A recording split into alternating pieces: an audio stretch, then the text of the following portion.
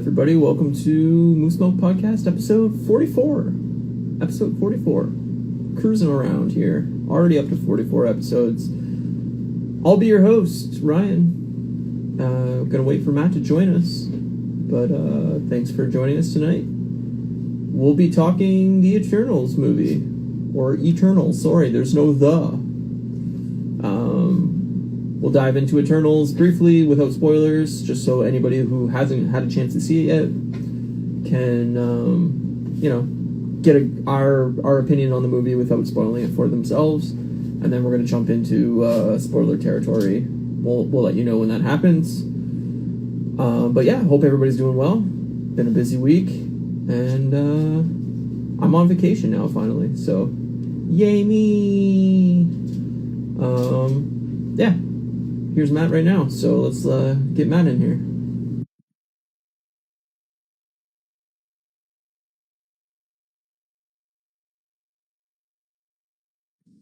There he is.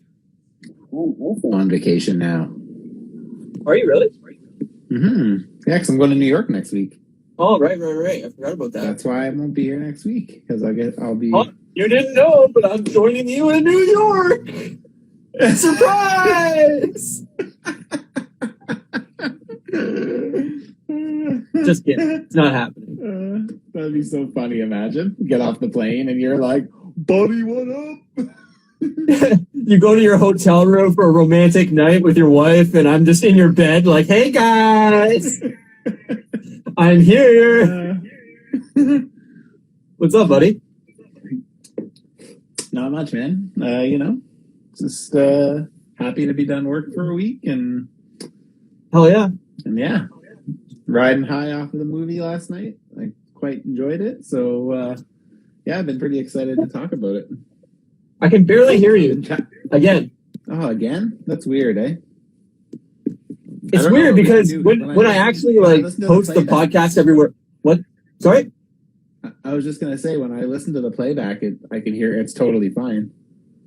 Yeah, I don't know why it goes so quiet when we're going in here. It doesn't make any sense to me. I can take these out, but it's just more... This isn't really that much better for you, is it? A little bit. Okay. It's fine. Whatever. I'll just struggle to hear you. Yeah, we'll get into Eternals in a bit, but... Yeah. First, we'll just get into, the normal, typical... How you doing? What you been watching? That kind of jazz. My dog's gonna bark like always, Oh, that's really cool, man. Like you can actually see through the legs and stuff. Oh yeah, definitely. That's really cool. Come here. Yeah, it's super cool.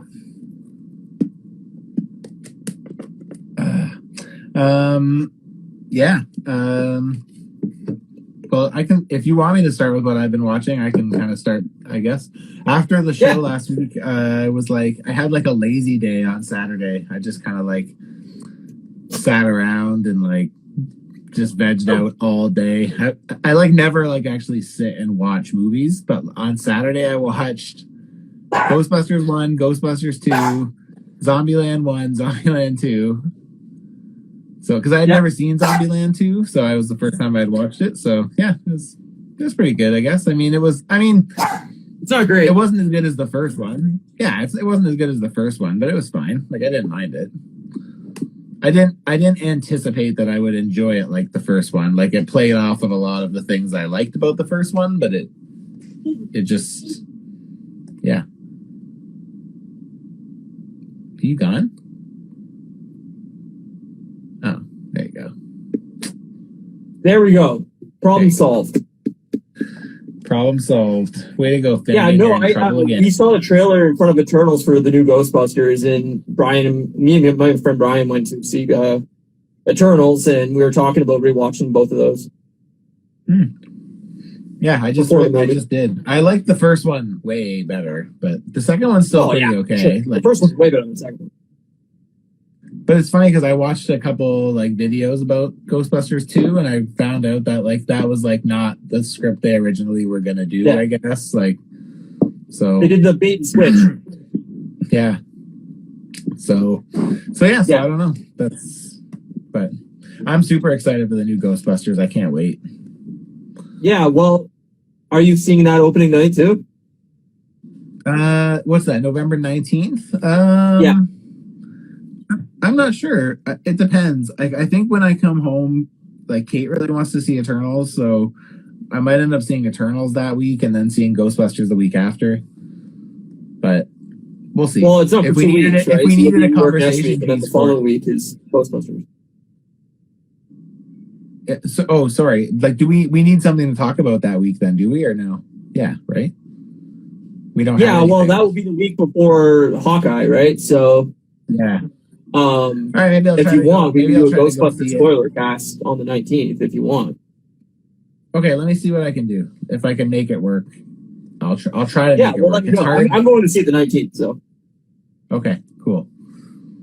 I hadn't planned on seeing it opening night, but I guess I technically could. So. Well, let me know. It's no big deal. If you can't pull it off, then we'll just talk shit like we normally do. Okay, yeah. Take off my shirt. Watch those movies. Speaking of shirts, check out my sweet new shirt I got.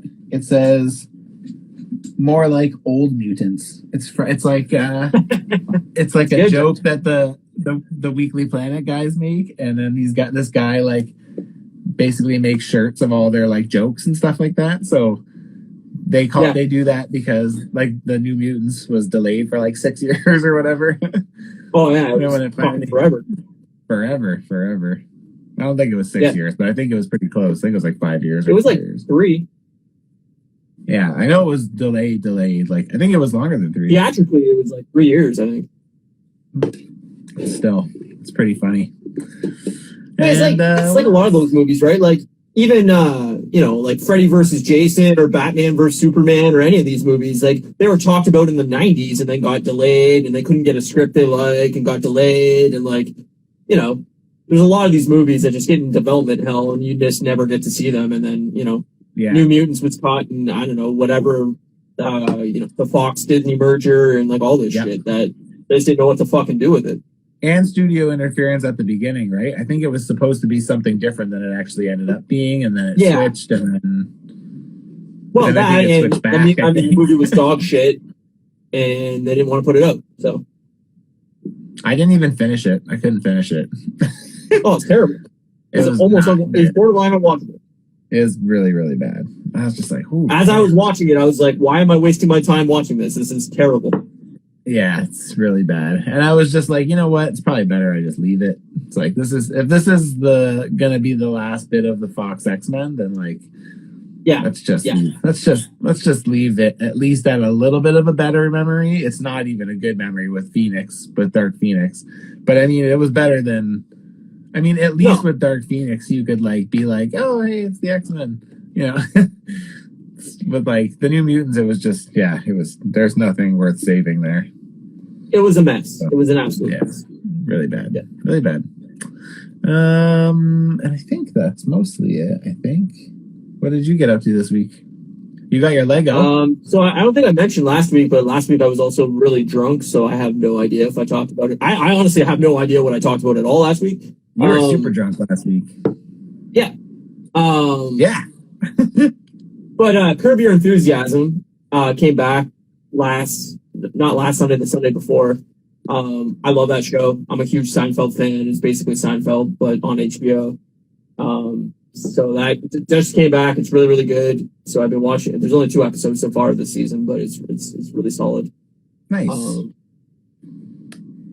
And What We Do in the Shadows just ended last week. That's really good. Still recommend that. And then the new season of Dexter is starting Sunday. Pretty stoked for it. Because Dexter, the last season of Dexter is notoriously one of the worst things they ever put on television. So I recall you telling me that. Yeah, so I'm hoping that this like return to Dexter, after whatever 8 years, 10 years, whatever the fuck it's been since the finale. I hope that kind of reclaims its glory as a good show. So pretty excited to see how they handle it. But and then Succession too. I probably talked about it the last couple of weeks, but Succession's fucking awesome, and it's just getting better and better every week. So nice. But that's about it. don't think I really watched much this week. Other than your usual shows? Yeah, my usual shit. Survivor, obviously, still going. Block finales Sunday, so I'll be done talking about the block. You'll never have to hear me talk about it until next summer. But yeah, and then obviously Eternals today. I just got back from it like about, I don't know, an hour ago. So 2 hours ago. So everyone knows Ryan and I haven't spoken about Eternals yet, so I'm curious to know his thoughts on it.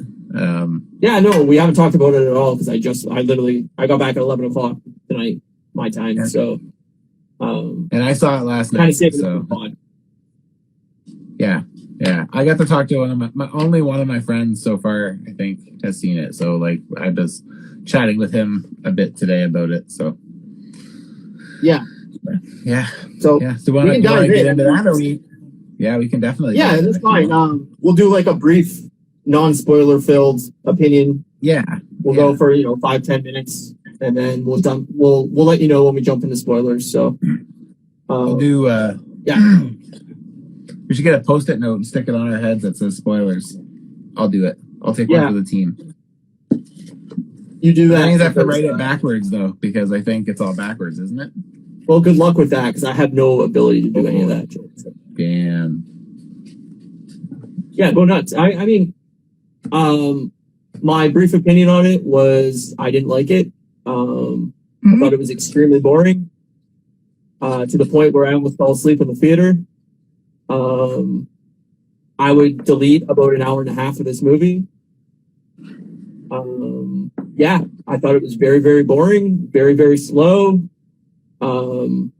I like parts of it. I think there's character elements of it that is well done, but I found that overall it's way too long. I would have personally, like, this, all my honest opinion, and I said this right after the movie, is I would have done a Disney Plus show, about 10, 12 episodes, introducing all these characters and getting all that plot element out of the way, almost like Umbrella Academy or Lost, where they did like one episode for each character, where you really get to know the background of each character and really get you to fall in love with each individual character, and then do a movie where they could just got into an actual plot of the movie. I think it's a very mediocre movie. I liked it less than Black Widow. I'd give it maybe a 6 out of 10.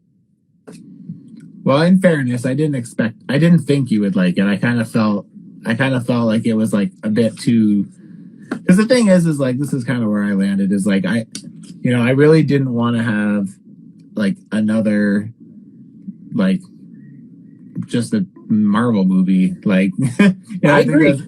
I've been pretty clear on the fact that, like, I'm pretty sick of like the Marvel formula. I mean, I'm not sick of it, because I love everything they've done, but I'm just like, Black Widow came out and I was like, wow, that was like super underwhelming, and like I totally agree.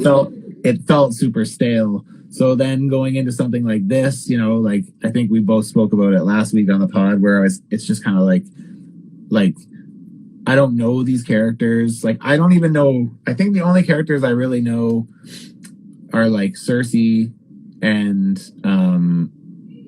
Black Knight, really, I think, are the only characters I even knew. Like, I didn't know any of these people before. Yeah. So let's not spoil anything too heavily here. No, I know. But I'm just saying that it's like, it's I didn't know anything about them. And then, like, so I wasn't excited going into this. And then, I don't know. We got into it, and I liked the character building. I do agree that it was a bit long, but I don't know. There were some twists in it that I didn't see coming, and I don't know. I just thought it was cool. I think there still is one familiar thing from other movies, which I won't say, that kind of crept its way in here, but in the overall scheme, I don't think it really was that big of a deal. So, yeah, I mean, I just think the first hour was really bad. It's not the way. I loved it. I loved that. Like, the thing is, like, it was long and it was drawn out, but like, it was building the characters. So like, but it wasn't, in my opinion. It was, though. Had a very, very hard time remembering even characters' names by the end of the movie. Like, there's way too much shoved into an hour and a half for you to have any emotional attachment to any of these characters or any care about what happens to them, because I don't even barely know them. Like, there's literally characters that are in the movie for literally like 8 minutes. Like, it's just, I don't know, it's very convoluted and throws so much at you in the first hour, where me personally, I was just like, I don't care any of the drama that is happening in this movie. I don't care what the outcome is, because I have no attachment to any of these characters. Now, maybe if I had known the comics and was attached to these characters, I'd feel differently. But I think the majority of people going into this movie probably don't know much about the Eternals. Yeah, definitely. In general. And they're pretty deep. I don't think this movie does it any justice of like really getting a feel for these characters, a care for these characters, being involved in their lives, who they are as people. Like, it's just a scattershot approach at introducing these characters. And, you know, by halfway through the movie, I'm like, literally nothing has happened in this movie. Like, we've gotten a bit of background character, but then it jumps forward again in time, then it jumps back in time, then it jumps forward in time, then it jumps back in time. I'm like, it's so all over the place that, like, I never felt like, oh, I really care what happens to her or him. Like, it was just like, okay, it's just another guy, like, with powers. Great. Like, yeah, I had no attachment to anybody really in the movie. And so when any outcome happens to any of the characters, it was just like, okay, cool. Yeah, I don't know. I thought the like, while I agree it's hard to like kind of attach with any of these characters with the limited amount of time you get to spend with them, I thought the thing that I thought really bonded them together and kind of made me like buy into it more was like, it felt like they really like cared about each other and like had each other's backs. And even though there was like differences in the group, I felt like they for the most part like operated as kind of like a family unit. And I felt like that built a lot of attachment to them for me. Like, I didn't really need to have, you know, I got like a little bit through like the back and forth, like you said, trying to not do any spoilers here, but it's very hard. It's hard. But yeah, like I thought like that family aspect between the team, like it helped me like develop feelings for the characters as a whole rather than just like individual characters. I definitely agree with you. Like, when we started it, I didn't even know, like, and you know, usually I know because I'm so into the action figure stuff and I know, right? But like, I didn't know any of the names other than like, I knew Cersei and I knew Icarus. And like, that was really like, those are the names I knew, right? And like, by the time I got to the middle, I started to remember some of them. But even by the end, like, like, I didn't remember all of them. Like, there were a couple that I don't. Still, right now, I don't remember. But 1000%. So, and, like, I agree that there was a lot for sure. Yeah, like, I think if there was like Greg, John, Bill, you know, Kate, whatever, like, you could remember some of these names, but some of them are so like obscurely named where you've never heard this name really used in general, like, at all. I'm like, there's no way I'm going to remember this dude's name. Like, I'd have to see it 15 more times to even like know how to say it. Like, yeah. And it's so many characters at once where it's like, it's not like you're meeting one character and they go, hey, this is John. Nice to meet you. And you go, oh, okay, I can reference that. It's like, here's John, Bill, Ted, Greg. It's like you walked into a party and you're introduced to 35 people. And then by the end of the night, you're going, I don't remember anybody's name, you know? Yeah. It's just too much at once. It's like you said, though, it's like the hard part is like their names aren't easy. So it's like that doesn't do them any favors. But again, though, like, for sure, me, I think that was part of the thing that really like saved it for me was it's like I treated it more as like as a family unit than 7 or 8 individuals or whatever the number was. And like I thought like visually, I thought like it looked really good. I thought it was shot. I thought the powers were good. I thought like the level of comedy that we got was at an acceptable level. It wasn't like over the top trying to be too funny and like I mean there was definitely scenes that made me laugh. Yeah, for sure. Me too. I think some of it fell flat, but I think there was definitely 2 or 3 times where I laughed out loud, but Me too. Yeah. it was really well shot. Like, don't get me wrong, it's a beautiful looking film, but the powers thing I kind of disagree with. I mean, the one guy's basically Flash, or the one girl's basically Flash. The other guy's basically Superman. Cyclops. Like Superman. He's more Superman. He flies and he shoots lasers out of us. It's funny because I guess, but I mean, like, the whole movie he's shooting shit out of his eyes, and I'm like, you're gonna introduce Cyclops next year. Like, are you sure this is the route you want to go? But yeah, the thing is with Cyclops is Cyclops gets an added bonus because he can't control his. Like, that's the I get it. Yeah, but I'm just saying, like, there's a few cool powers, but like, I just feel like there wasn't enough of it. Like, the first hour of the film is basically like maybe one action scene, maybe 2, and you don't really get to see much of their powers until the end of the film. And it's like, I don't know, it's a lot of build up. I don't know if the payoff really. But they use their powers to fight all the battles, though. Like, it's literally all they do. It's like that whole opening scene is them. It's just like a showcase for them all to use their powers, like, literally. But they're all in there. What's that? There's like 3 of them fighting in that first scene, and then it jumps into the past, and you see a few of them, and then it jumps to the future, and then you see a few of them, then it jumps to the past again. It's like, but all the past fights, all of them were power, like. Yeah, but my point is you don't know who's who because you don't know anybody yet. Yeah, I guess that's fair. Like, I think so. Like, I couldn't pick out, like, oh, whatever this person's name is does this. I don't know, because there's 10 people on screen and they all have different powers, and I don't know any of them.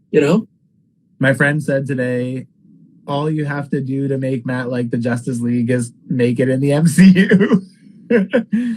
Yeah, well, I mean, there is some rumors that they want a DC versus MCU. Marvel. Yeah, I know.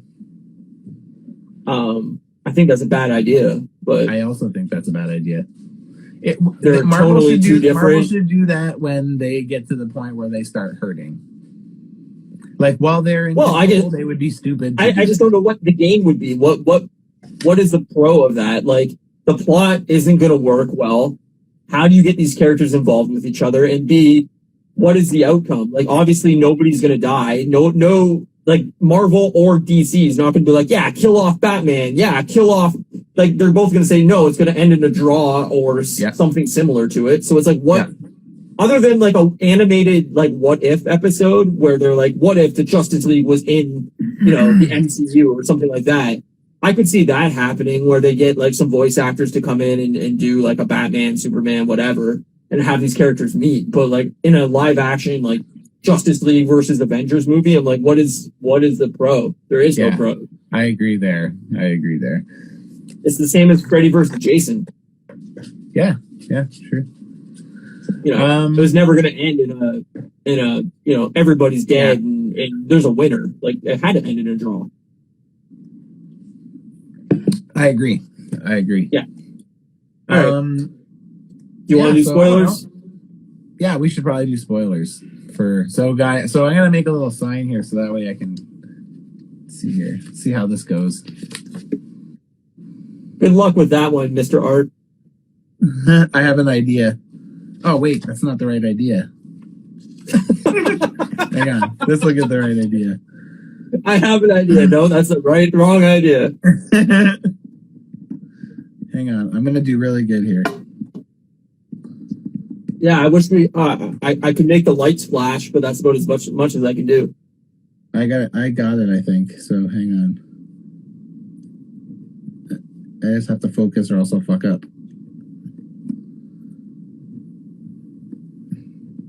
Oh yeah, I'm gonna do it. Where is this? Oh yeah, I didn't show this. So while you're doing that, I'll show this off real quick. Okay. You're talking about the Legos? I got the Batmobile. Sweet. That's exciting, eh? Yeah, so actually I'm going to start with the Daily Bugle, I think, on Monday. Nice. Yeah, put that on your head. I can read it. That's good. That's perfect. Yeah. You just we need a little post. My arm's gonna hurt here. Hey, what's up, Brophy time? Brophy time. Yeah, no. So spoilers. Yeah, like I basically said, I didn't really like it. I found that any of the character deaths were completely wasted because I had no attachment to these characters. Oh, see, I was, well, I mean, I thought the Ajax one was pretty. So when we open the movie, we get to see not all the Eternals. Shortly after we get started, we get to see all the Eternals, and you kind of find out that Ajax, Salma Hayek's character, is like the kind of like main leader Eternal, and then we find out that she's like dead, like right now, like in the present day. So yeah, so it starts around, like, what was it, 5000 BC? Yeah, I can't remember the date. It's old though. That's it's like 5000 BC, like, and then it jumps to present day. Then it jumps to like 2000 BC. Then it jumps to present day. Then it jumps to like whatever 1200 AD. Then it jumps to present day, and we slowly, see battles that they were in within time and the beginnings of humanity, and their basically their battles with these creatures that have risen through the ground, and basically they're protecting humanity from these creatures. And basically we slowly get to know the characters, but in present day we're really focusing on Cersei. Right.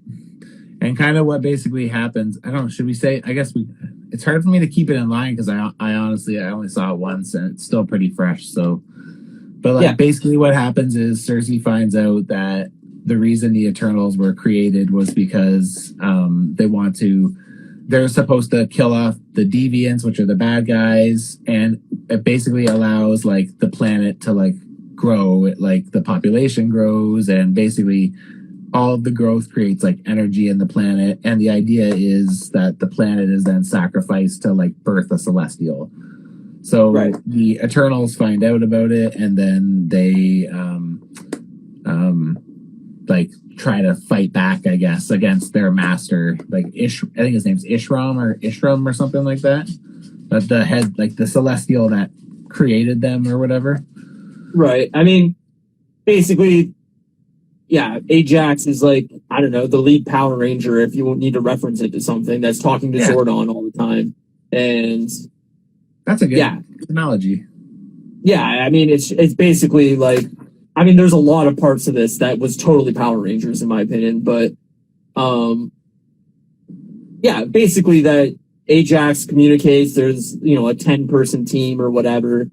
They all have different powers and elements and relationships within the team, but they basically don't age, they live eternally, and they think that they're fighting off these deviants to protect Earth, but in reality, the whole point of the deviants is, the point of them is to kill off the deviants so that population can grow big enough, but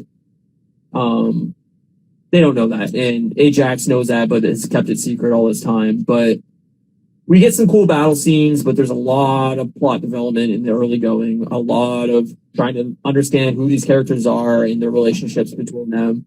But, I mean, the main beginning part of the movie is Cersei and her new love relationship. I can't remember the character's name. Dane. He's the Black Knight in the comics, and it looks like that's where they're heading here, too. Right. So we get that in the end credit scene, but I mean, that was the most fascinating part of the movie for me, and then he's out of the movie for an hour and a half. What, like, so his introduction was the most important part of the movie for you? I thought he was the most likable character in the first half hour of the movie, and then he's gone for 90% of the movie and then comes back at the end, but I'm like, you introduced the most likable character and the most relatable character in this whole thing, and then he's gone the entire movie. It was just a very weird choice to me. Oh, see, I didn't really feel like he was the most relatable. I didn't dislike him, but I mean, I didn't like. The thing is like I thought there was some really cool elements here. Like I thought like Sprite's struggle with like accepting the fact that she was basically made as like a kid, and like she spent 7,000 years in like a kid's body being around people, and like I thought that was an interesting, like, you know, she at one point she even questions like why was I made like this? Why would they make me like this kind of thing? Right. And I thought that was really, I don't know, I thought that was super relatable. I feel like a lot of people ask that question to themselves a lot, like, why did this happen to me? I mean, I didn't really like her as a character overall. Like, I did at first, more than anything. And then at the end, when she like stabbed what's her name, stabbed Cersei, I was like, "Ah, oh, you fucking bitch, fuck you." Yeah, no, same. I mean, she had relatable elements. I didn't really like the actress that was playing her. I found her kind of very, I don't know, the way she delivered her dialogue. I found it very kind of obnoxious and like dry. A lot of the movie, even Icarus, I found like a lot of his dialogue delivery was just very like bland and I have to agree with you there. I actually, I think Icarus was the one I disliked the most. And then Brophy Time said, what do you guys think about the Icarus twist? So basically what happens, Ryan already kind of alluded to it, but like basically what happens is he basically knows that Earth is going to be sacrificed to birth a celestial, like throughout, like at the very beginning, like when they all kind of disband, and he's just Ajax had told him. Yeah, Ajax has told him, yeah. And then, so while they're all trying to keep busy to stop the emergence, I think it was called, from happening, he's putting stuff in place that'll basically just like stall them. So that way, like, it'll just stall out and then the thing will happen and Earth will be sacrificed. And then when that happens, they just basically like reset and go to the next planet and do it all again. So that's kind of the idea, is like they're just there until like the planet can like power up enough to basically birth a celestial. The planet, right? We're basically being used as batteries to charge up the celestial. It's basically the Matrix, but not the Matrix. I don't know. I guess similar idea, but not really the same execution. No. I mean, it's basically humanity as a battery to power up the celestial that's going to get birthed once humanity reaches enough population and enough, technology and whatever. But I thought some of the characters were cool. Like, even before we lose track of like just trying to stay on topic here, but it's like even going back to like relatable stuff. Like I also thought, and here we go. It's like I already can't remember his name. Was it Ethos, or was it who is the black guy who could like make stuff with his hands? I can't remember his name. I love that Ethos guy. Or Eros or something like that. But no idea. Whatever his name was, I can't remember his name. But like I thought his like so when they go and they find him, like he basically swore off humanity after like he was kind of done being an eternal. What's that? Fastos. Brophy Time in the chat says Fastos. There you go. So yeah, so he like basically swears off using his powers and doesn't want anything to do with humanity. But then all of a sudden they go and find him all these years later, and he's married and has a kid, and like he's kind of like refound like his passion for humanity through his family. And like I don't know, it's just like I thought that was really cool too, right? Is like there you got this guy. I think he's the most likable character in the movie. Yeah, I thought he was a lot of fun. So, but then even he's barely in the movie. Like, I look at Gilgamesh, whatever his name was. I thought he was a really likable character too. Yeah, he was so fun. But like even when they killed his character off, I was like, I felt that, because like honestly, I could feel Angelina Jolie's character, Thena. I could feel like her character, like the loss that she had, and I was just like, man, like I know we haven't spent a lot of time with these characters, but it's just like I felt like through her sadness, like I felt it. I was just like, man. See, there's this person who like is keeping her in line and keeping her. He basically is kind of like her keeper. Like she has this thing where like she kind of loses her mind. She's going crazy. Yeah, she kind of starts going crazy and starts like attacking the other Eternals, and basically is strong enough to kill the other Eternals. So Gilgamesh kind of like keeps her in place and has kind of promised her like, I'll always be there to kind of like make sure you can't like kill us all kind of thing, right? Because the other alternative like a was to romantic basically thing. It erase seemed more her. like it was just a good friendship. Yeah, yeah. But I mean, it felt like obviously that too, but like it just felt like there was something else there just because it's like, you know, he pretty much was willing to sacrifice it and like put himself at risk at all times to just so that way she wouldn't have to like, you know, basically be erased. Right.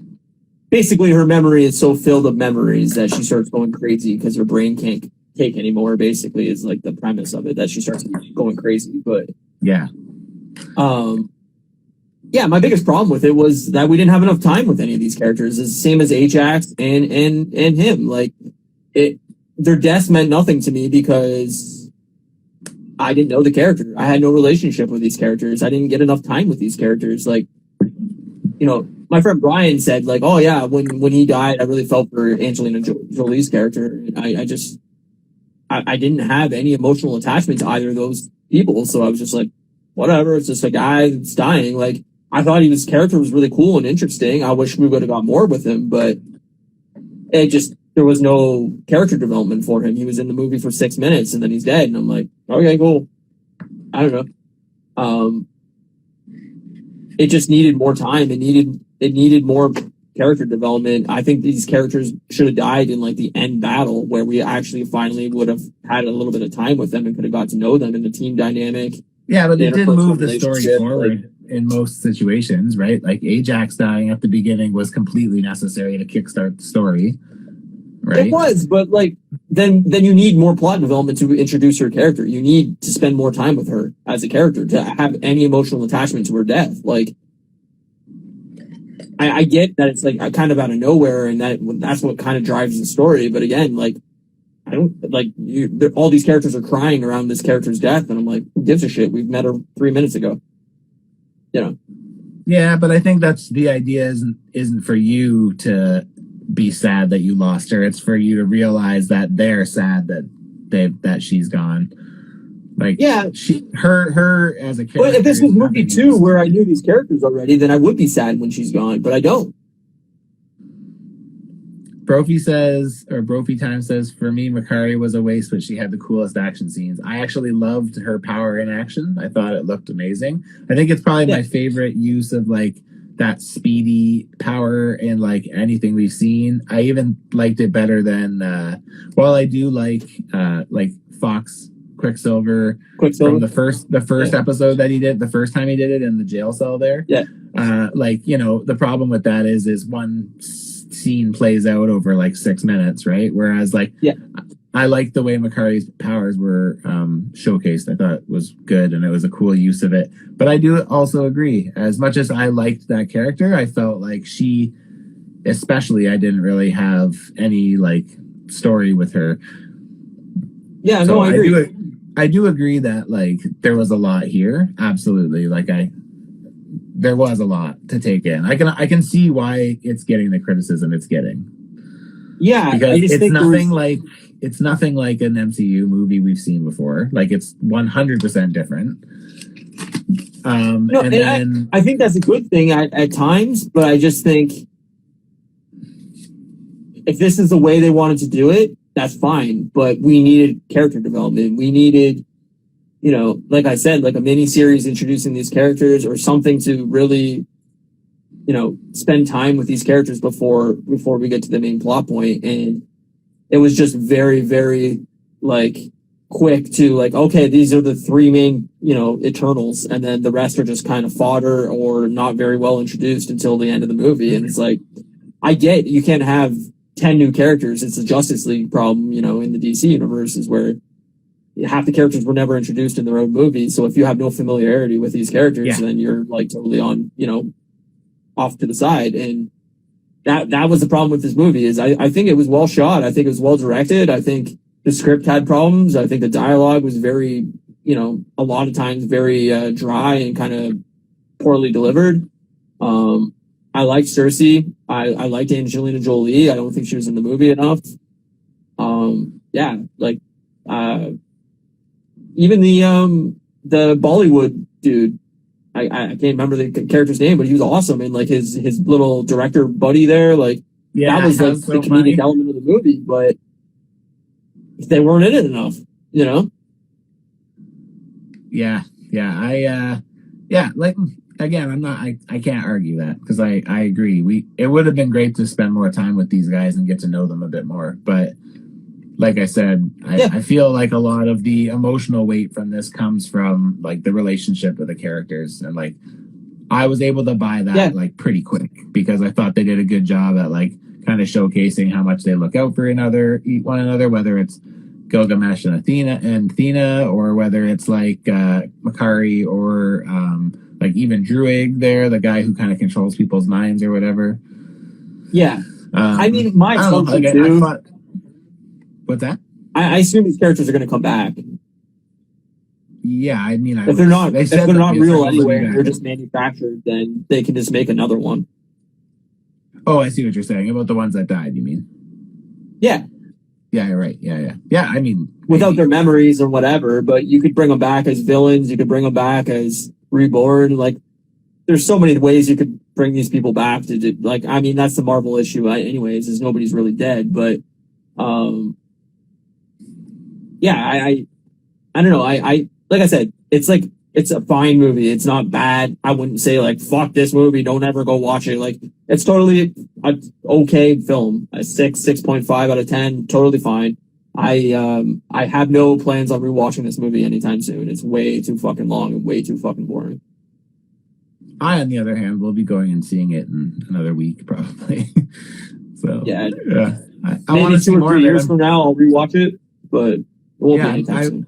I feel like on a second viewing, I'll be able to pick up more things too, which would be nice. So that I might have missed the first time around. But yeah, I liked it. I'm not saying it's my favorite Marvel movie or anything like that. I just I give it big points for originality. Like, I thought the action scenes were great. I thought the use of their powers were great. I do wish we could have spent more time with everybody for sure. Like, yeah, I would have done the movie more favors 100%. But like, I don't, like I said, I didn't need that to make me feel like I have to care about these characters, because I thought they did a good job at portraying them as a unit rather than just individuals. So, but I will say one of the things I did dislike about it was that Marvel villain situation again, where we get Crow, the main deviant that's kind of basically evolving as we get through the movie, as he steals different Eternals powers.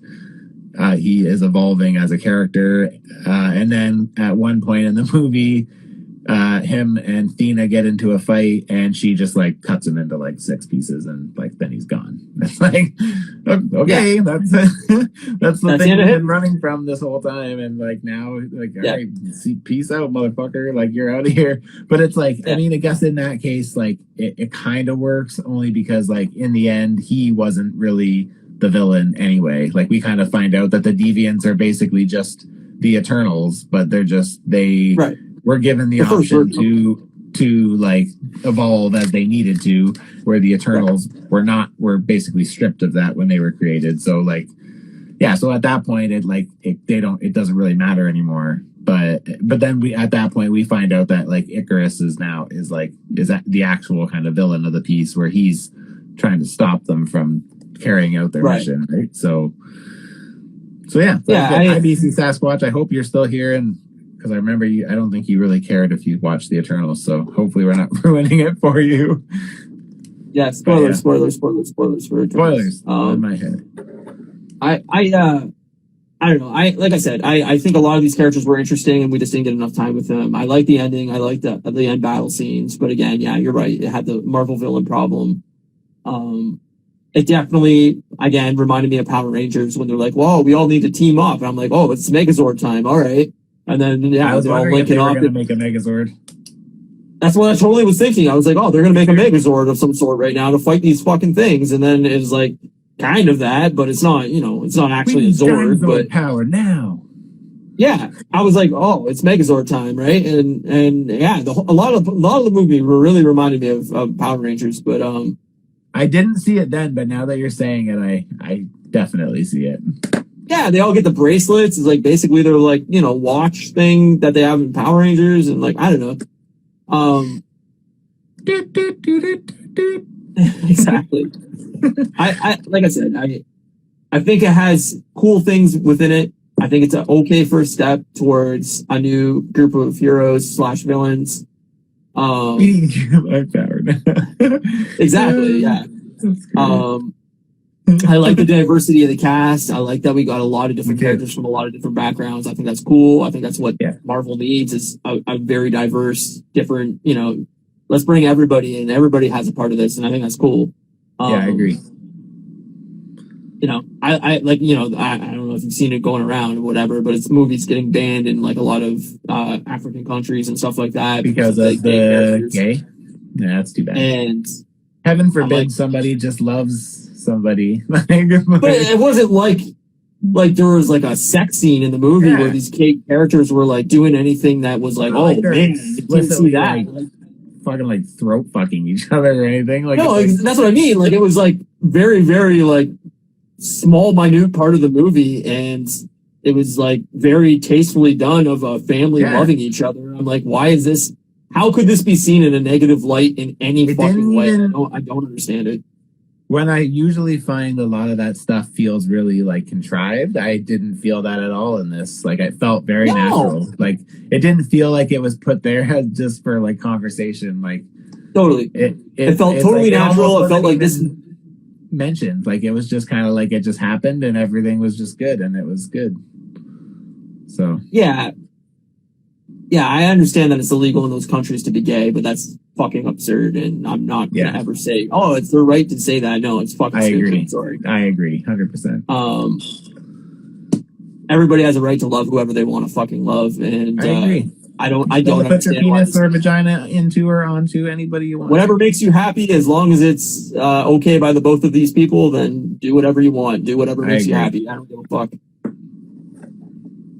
No kids. But yeah, I know. I don't understand. It was a super tasteful part of that movie, and like it was actually the most like relatable thing in the movie. It was like, oh, this guy's an actual family man who like has grown to love humanity through his family and has a husband at home and has a child at home, and like he was the most relatable out of everybody because like nobody else really developed like relationships outside of Cersei, and everybody else has kind of been like, oh, I'm an outcast because I live eternally and I can't fit in with humanity. And like, he was like, no, I love humanity. Then this is where my heart is. And I don't want to be involved in any of this. I just want to protect my family. Like he was the most relatable human person in the movie. I liked his struggle too. I think I either started to either talk about this and then I got sidetracked by the fact that he had the family, but like I liked how he had a struggle with the fact that he saw what his technology basically allowed humans to do to one another, and like I thought that was really cool. Even during World War II. Yeah. They did that quick scene where after Hiroshima, seeing that his like basically technology that he had helped, nuclear power, he like has a breakdown, atom bomb, Yeah. It was good. His son, Basco's son, was awesome. Like he was the kid did a great job. He was again very likable character, and I'm like, I'd bring him back, put him in more things. He's funny. I like this kid. Yeah. It was good. We should probably talk about kind of. Oh, go ahead. Thena using her powers to grab him like the fucking apple or whatever off the shelf. And then him like, you're never babysitting. Like babysitting privileges are revoked. Yeah, it was great. I love that. Yeah, that was pretty funny. I liked so yeah, I guess I was just gonna say like the ending. We should probably talk about like the ending before we do the post credits. But so it kind of ends where the Celestials that are left on, or the Eternals that are left on Earth. So Cersei, who else was it? Yep. Cersei, Phasos, and somebody else. Oh, Kingo. Kango? Okay, yeah. Kingo. I think you're right. They get picked up and basically taken away by the Celestial that created them. He basically pulls them off of the Earth. Right. And then we see the end, and it's like Athena and Druig and Makari. Yeah. And they're on their ship, and they're trying to figure out where the others all went to, and that's kind of like where it ends. Right? Is that right? Yeah, I mean, basically we get Cersei coming back to Earth and trying to get her relationship back up with whatever his name, Dave. And then him ready to tell her something personal about him, and she gets sucked off into space or whatever. I guess because the other three were in the ship that they were like protected or something. I don't know. Yeah, well, maybe because they weren't on Earth, like maybe he pulled them off. I don't know. Maybe he just, I don't really know. But, so clearly they're setting up some kind of battle there for a future, movie or whatever. But that would be interesting, because that would be the first time that we start a sequel where the main characters are actually in peril rather than ahead of the game. Oh yeah, I guess. Well, I guess that's true. Yeah, but yeah, you're right. Like, it's not a normal thing to do. Endgame is kind of more like, it's less like an Infinity War sequel. It's more like the continuation. Yeah. No, yeah, you're right for sure. It's definitely rare for the MCU to start a movie where anybody's in peril. Usually it's starting from square one again, and it's a sequel. Is like, oh, the villain's dead, here's where we are 5 years later, Exactly. But the ending was cool, and I love that like the Celestial coming out of the ground is still like just kind of stuck in ice or whatever in the ocean. Like, I think that's a really cool look, and like I hope that stays that way in future like other films. Like, if all of a sudden whatever Doctor Strange or something is somewhere in the area or whatever, and he looks out and there's like still that Celestial chilling in the fucking ocean or whatever. Like, I think that's cool. Me too. That'll be so cool to see as we kind of continue down the road of all these different places in the MCU. And it's like Star Wars Episode 7 when you see like fucking Star Destroyers like fucking landed on the planets and whatever that are all destroyed and shit like that. Like, I love that kind of shit where it actually gives you like some kind of age and reference to like, oh, all this shit did happen and it's still there and it's still fucking up things, and like that's cool. Yeah, I like it too. It's awesome. It's really cool. But yeah, the end credit scenes. I don't know how familiar you are with the characters and everything like that, but if you want to start, sure. So I guess the first one, the mid credit scene, we start with, we revisit Athena and Druig and Makari in the spaceship, and I think that's when they say, "Oh, we can't find the others." That's what it is. So that's the mid credit scene. So they like, "Oh, we can't find the others," and then all of a sudden they get visited. They kind of see like kind of reminds me of like oil slick water, kind of like the like rainbowy colored kind of things. It's like kind of how Thanos used to teleport. Sure. And in comes Pip the troll and Eros, I think. Starhawk, I think his name is in the comics. And it's supposed to be the Prince of Titan, Thanos' brother. And what he basically says is he introduces himself and he says, "Your friends are in trouble." And I don't know if he alluded to being able to help them. I can't remember. I think he does, right? Well, he said he's there to help them or something along those lines. But he's not set up as like he's a villain or anything. It looks like he's there to help them, and he's another Eternal from another planet. Right. Yes. Yeah.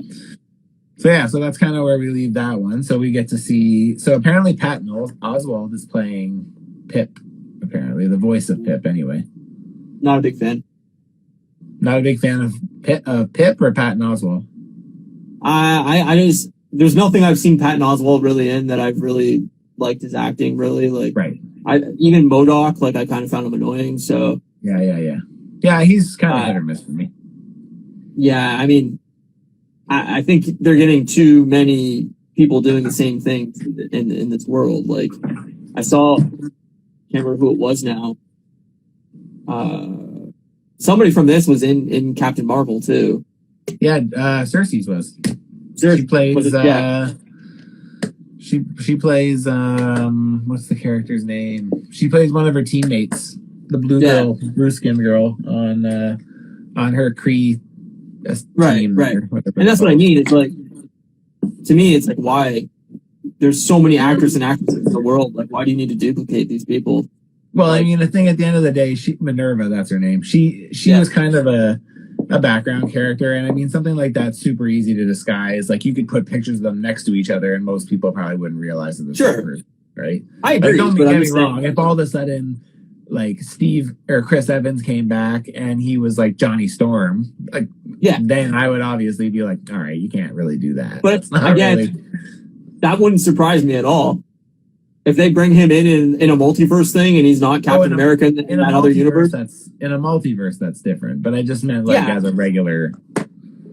I'm just saying, like, it wouldn't surprise me at all if they go to a multiverse thing and he's there and they're like, oh, Cap, and he's like, Cap.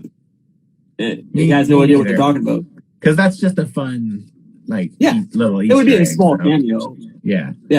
But that being said, that'd probably also be confusing as balls for the general public.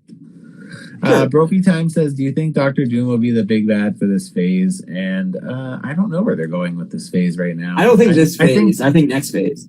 I honestly think that it's not going to be... I feel like they're going to try to not make it the same. I feel like just having one big bad is going to be... Like, it's hard to top Thanos because he did it so well. And you don't want it to be an exact... Like, imagine them spending the next 3 or 4 years building towards, like, Thanos Part 2. Like, that wouldn't really be that fun.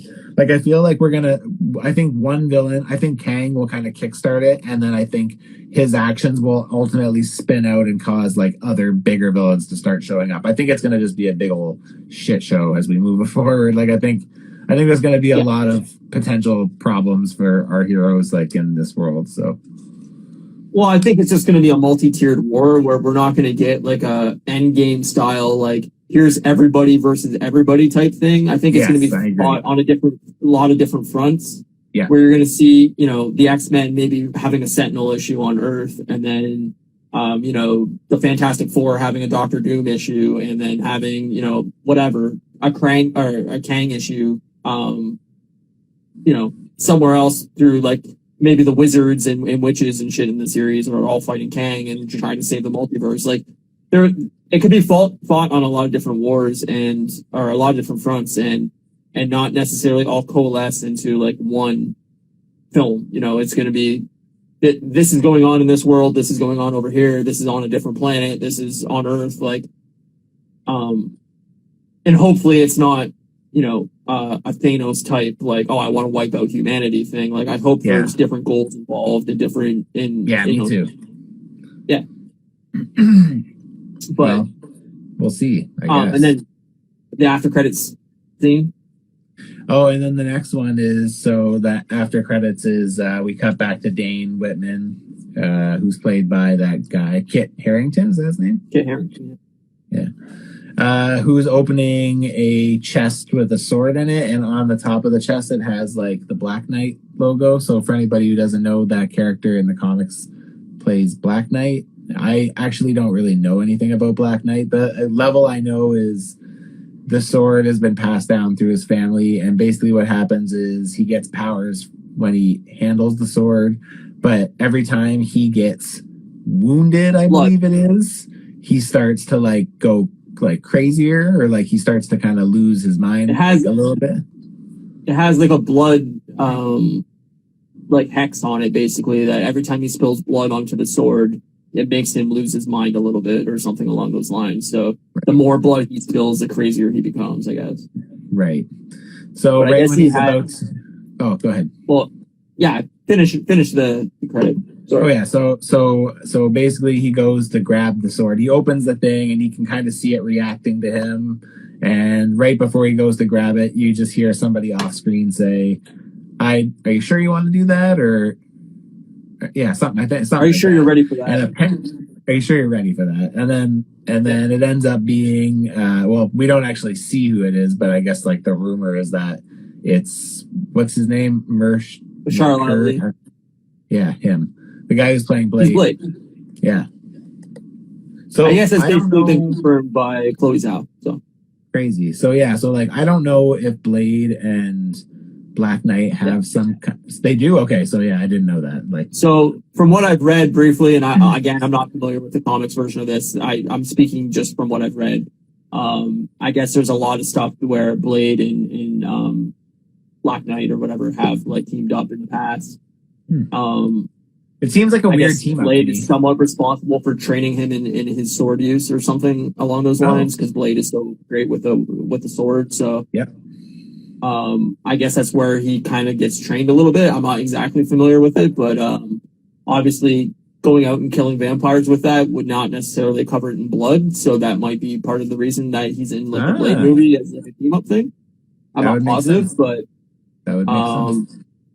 Apparently Blade's also rumored to be in Moon Knight. Okay, yeah, I can maybe see that. They're kind of both like street level shows, so. Yeah, so I think they're trying to set up like that movie that got delayed.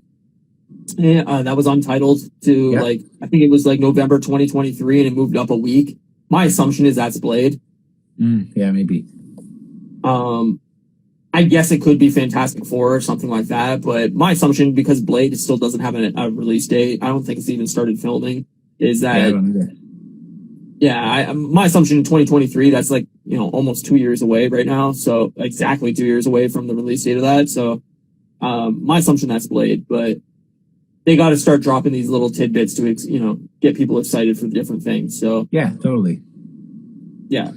And I mean, after Spider-Man, right, we get this like 5-month break. Like clearly they got to put in the Disney Plus shows within there, and they were going to set up, smaller things too. So yeah, I would think so. Before we lose the comment goes up too far, I know I can go back, but Brophy Time said, aside from Black Widow, how do you feel that Shang-Chi and Eternals feel as standalones? You go first. Shang-Chi is by far the best of the three. I love that movie. I think it was really, really well done. I would give that movie like probably a 9 out of 10, 8.5 out of 10. Like, I think it's really, really well done. Yeah, I think Black Widow's a miss. I think the Eternals is a bit of a miss. They're both around a 6 to me, 6.5 out of 10 to me. They're not in the shit tier of Marvel. Like, they're not in, Thor and Thor 2 level bad of movies, but they're definitely like right above those. Like, I put them somewhere in the 18 to 20 range of Marvel films. So, yeah, okay, that's fair. Yeah, I'm the same. I quite like Shang-Chi. I thought it was really well done. Again, I thought like the action was just great. Like that bus scene and that scene on the scaffolding, like it was fucking just great. Yeah, it was so good. And like I liked it. I did think it had a couple of the usual Marvel tropes, which again, even with something as unique as Eternals, that it still suffered from that to a certain degree as well. So like, I'm not super quick to judge on that. That seems to be their weak point, is their villains. But yeah, I mean, I think as a whole, like I thought Shang-Chi did a good job at kind of creating new parts to play in this universe. And I thought they did a good job at tying it into what was already there. Eternals, I feel like I liked it, and I thought that they did a good job at explaining why they didn't partake, especially when we found out that the deviants were basically just to cancel out the Eternals. Like I thought, okay, that makes even more sense now, like why they've been basically told to like stay out of it and stay out of their affairs, and like it kind of made more sense to me once that kind of reveal happened even more. But even just at the beginning where they were like, you can't interfere. Like you have to let them make their choices they're going to make. And well, it's that religious argument, right?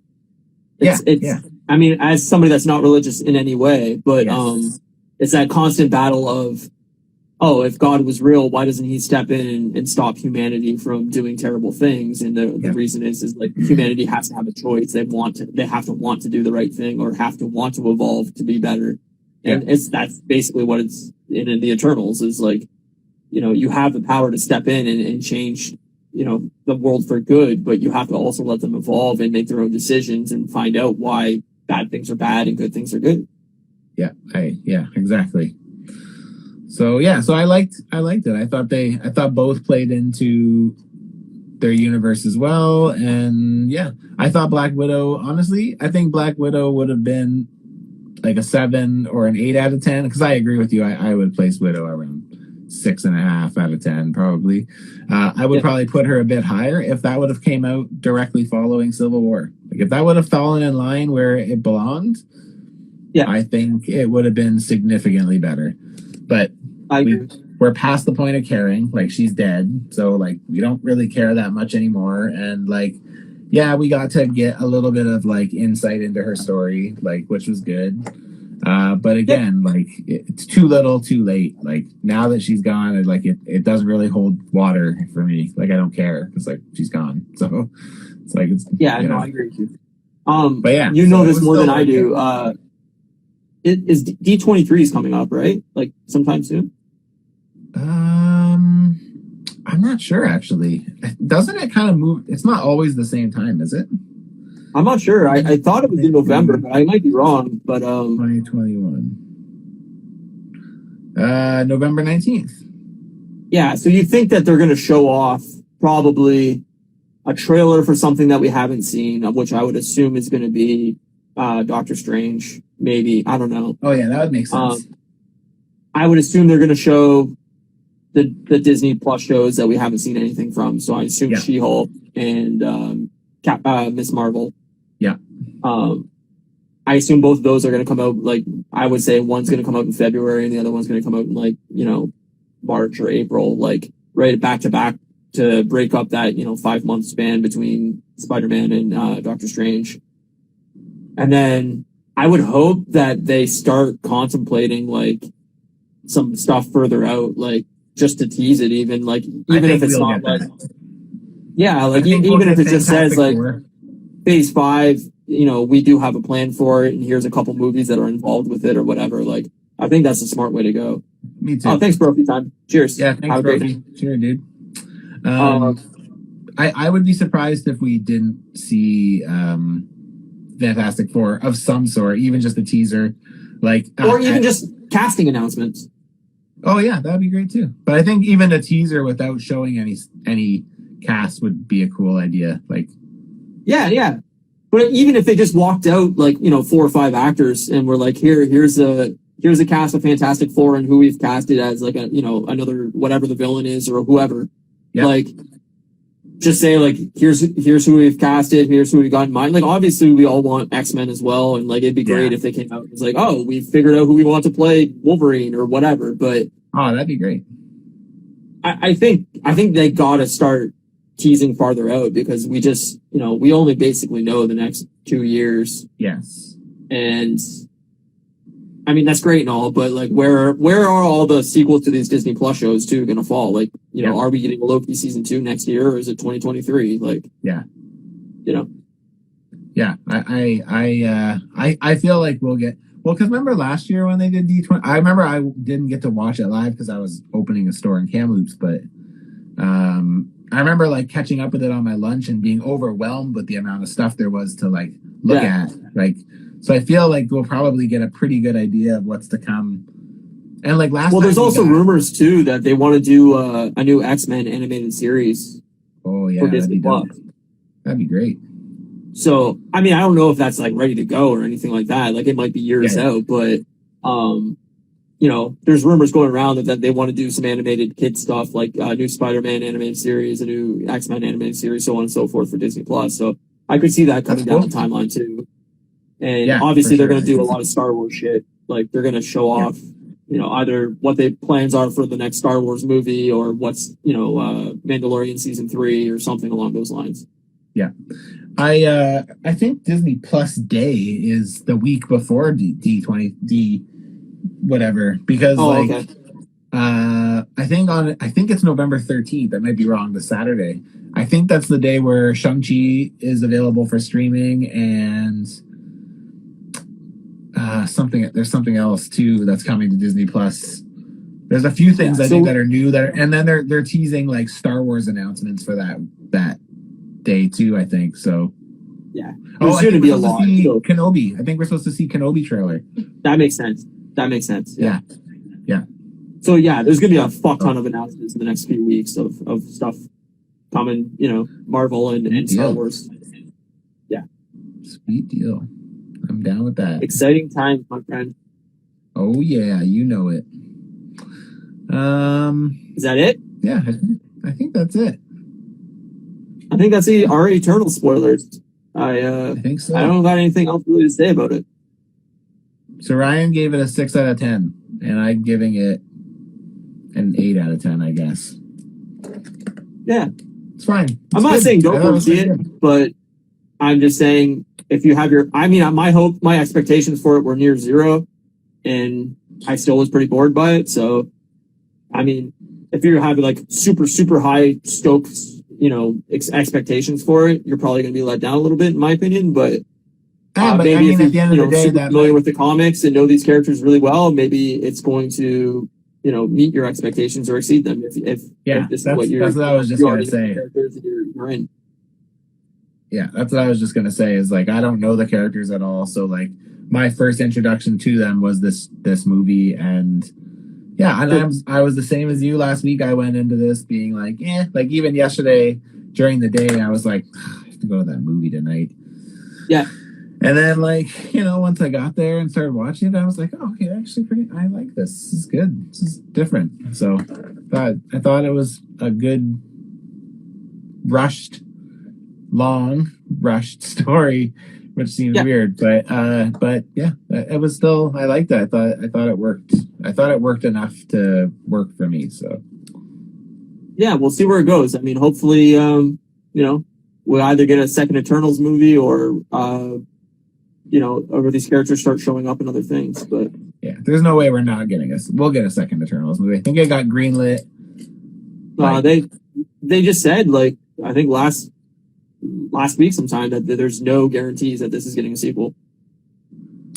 Okay, well, I know that they greenlit it at the beginning of the summer, because I remember reading a thing saying that everyone was surprised at their confidence in it. No, I don't know. I just read, I think it was on IGN. And it even said at the end, it said the Eternals will be back. Yeah, but that could mean the Eternals will be back in the next Avengers movie. The Eternals could be back in that's fair. Fucking anything. I guess that's true. I don't know. Does it warrant a direct sequel?